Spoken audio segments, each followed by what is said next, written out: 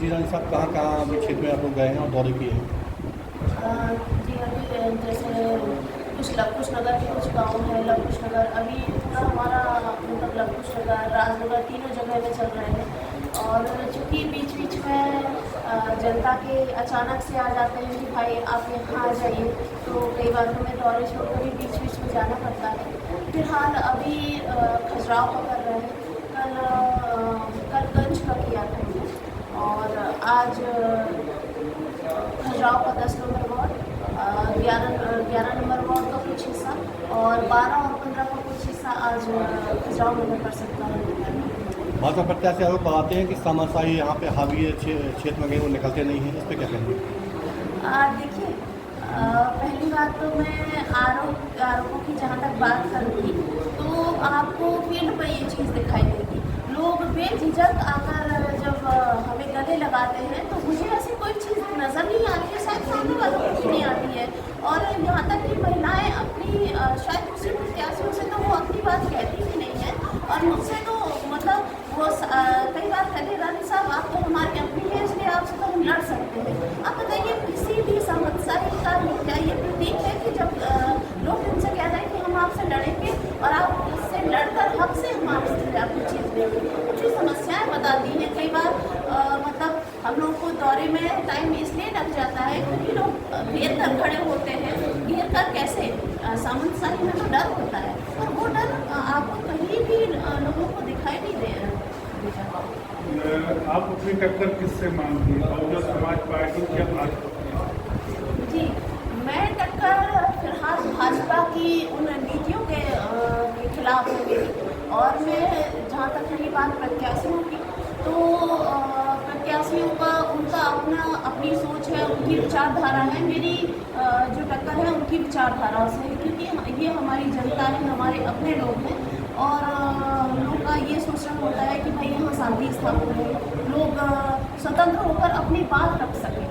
प्रतिनिधि भी है जिससे आप अपनी बात बेझिझक करें, बिना डरे कह सकें। तो मेरी सीधी मैं यहाँ पर यही मानूंगी कि मैं सिर्फ विचारधाराओं का यहाँ कुछ भाजपा को छोड़कर कांग्रेस में शामिल हुए, उससे क्या कांग्रेस की स्थिति मजबूत होगी या और कमजोर होगी? नहीं, बिल्कुल इस चीज़ से कांग्रेस की स्थिति मजबूत ही होगी।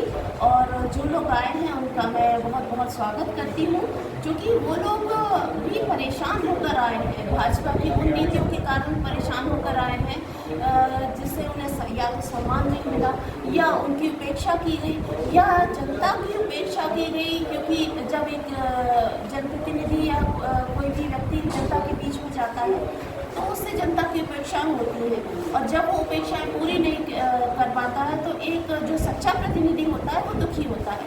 तो कई ऐसे सच्चे प्रतिनिधि हमारे पास आए हैं, भाजपा से आए हैं, कई और दलों से आए हैं, तो उनका बहुत बहुत स्वागत है। मतदाताओं को कोई संदेश देना चाहते हैं?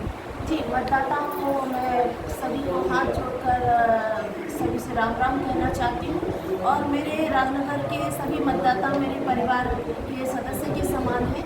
मैं उनसे केवल इतना कहना चाहती हूँ कि इस वक्त ये बहुत सोच और समझ का विषय है कि हम अन्य पार्टियों में जाकर अपने वोट को बर्बाद न करें, क्योंकि फाइनली आपको या तो कांग्रेस होगी या भाजपा, कांग्रेस होगी या भाजपा होगी। हम यदि अन्य दलों में अपने वोट को जातिगत तौर पर बर्बाद करते हैं तो हमारा वोट ही बर्बाद होगा।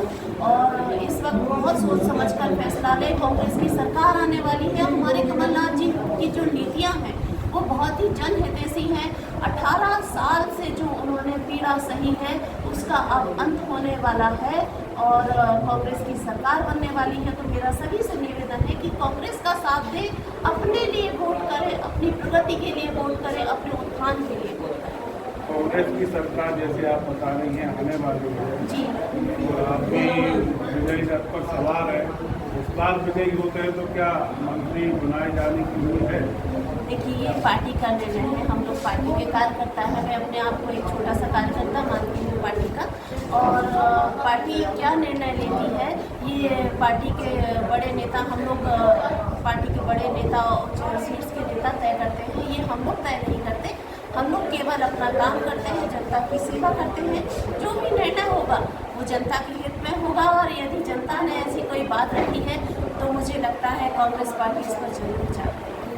आपके ही विधानसभा क्षेत्र एक बड़े कांग्रेस नेता शंकर प्रताप सिंह मुन्ना राजा, वो भी कांग्रेस से यहाँ से टिकट मांग रहे थे, वो भी क्या आगे आपके साथ आएंगे?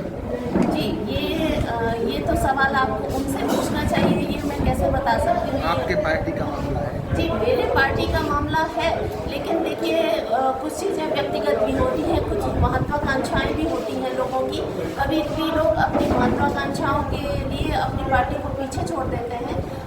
हालांकि हम लोग इनमें से नहीं है, हम लोग तो हमेशा पार्टी को आगे मना है। तो अब वो क्या निर्णय लेते हैं ये उनका अपना भी है।